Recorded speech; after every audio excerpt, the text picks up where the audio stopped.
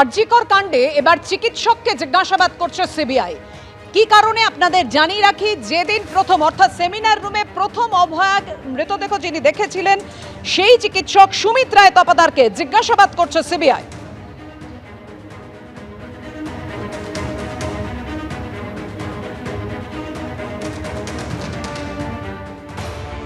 CBI এর তলবে সোমবার CGO কমপ্লেক্সে হাজিরা দিলেন কলকাতা পুলিশের এক সাব ইন্সপেক্টর ও এক মহিলা পুলিশ কর্মী।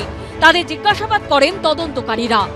আরজিকর মেডিকেলে তরুণী চিকিৎসককে ধর্ষণ ও খুনের মামলার তদন্তে 11 জন পুলিশ কর্মীকে তলব করেছে সিবিআই। সোম ও মঙ্গলবার পুলিশ কর্মীদের সিজিও কমপ্লেক্সে হাজিরার নির্দেশ দেওয়া হয়েছে। 8 ও 9 আগস্ট আরজিকর মেডিকেল কলেজ হাসপাতালের পুলিশ আউটপোস্টে ও টালা থানায় কর্তব্যরত কলকাতা পুলিশের 11 জন কর্মীকে তলব করা হয়েছে।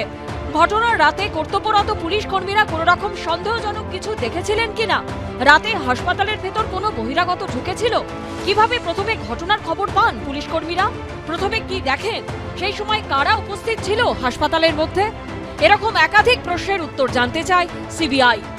সিবিআইয়ের যে কাজটা প্রথম দিন করার দরকার ছিল, মানে চার্জ হাতে নিয়ে, সেই কাজটা আজকে 195 দিন পরে করছে। মানে কার উপর আমরা ভরসা রেখে বিচার পাওয়ার জন্য লড়াই করব, সেটাই আজকে আমাদের বুঝতে সত্যিই কষ্ট হচ্ছে। এরপরে কি করবে, কি কারণে তলব করেছে, তো সিবিআই জানে। তদন্তের গতি প্রকৃতি নিয়ে রাজনৈতিক চর্চা সমান তালে চলছে। আপনি কান ধরছেন না তো।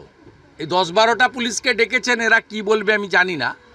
এদের প্রেসার করে বলা হবে, যেমন অভিজিৎ মণ্ডল গ্রেপ্তারের পরে 6 জন আইপিএস 50 জন কলকাতা পুলিশের অফিসার প্যারেড করে গেছিল অভিজিৎ মণ্ডলের বাড়িতে।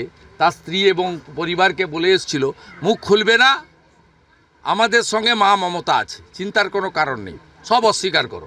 11 জনকে ডেকে পাঠিয়েছে সিবিআই, তদন্ত করুক, করে দেখুক। কিন্তু তারপর এই রাজ্যের সরকার, মুখ্যমন্ত্রী যেভাবে বলেছেন যে একমাত্র অপরাধী, আর কেউ অপরাধী না, সেই সিল ছাপ্পর মারার ব্যবস্থা করবে না তো সিবিআই। যারা অপরাধী কোথায়, প্রিন্সিপালের বিরুদ্ধে কোনো ব্যবস্থা নেই, অন্যদের বিরুদ্ধে ব্যবস্থা নেই। বিজেপি যে তৃণমূলকে বাঁচাবার জন্য সচেষ্ট, এটা ধরা পড়ে যাচ্ছে। তদন্তের বিষয় বলে প্রসঙ্গ এড়ানোর চেষ্টা করেছে তৃণমূল। জানার থাকে জানবেন, যাদের যা বলার আছে বলবেন, এটা একটা তদন্তের বিষয়। তো সুতরাং এখানে এর মধ্যে কোনো রাজনৈতিক মন্তব্য করব না। 17ই মার্চ সুপ্রিম কোর্টে আরজিকর মেডিকেলের ধর্ষণ খুন মামলার পরবর্তী শুনানি রয়েছে। প্রকাশ সিনহা, সমীরণ পাল ও আশাবুল হোসেনের রিপোর্ট, এবিপি আনন্দ।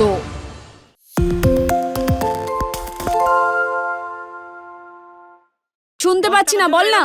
আরে 10 টাকাটা ব্যাপার নয়, আজকে 40 টাকা দিচ্ছি, কারণ 40 টাকা। বাংলা গলাবাজি চায় না, বাংলা খবর চায়। বাংলা খবর, বাংলার খবর।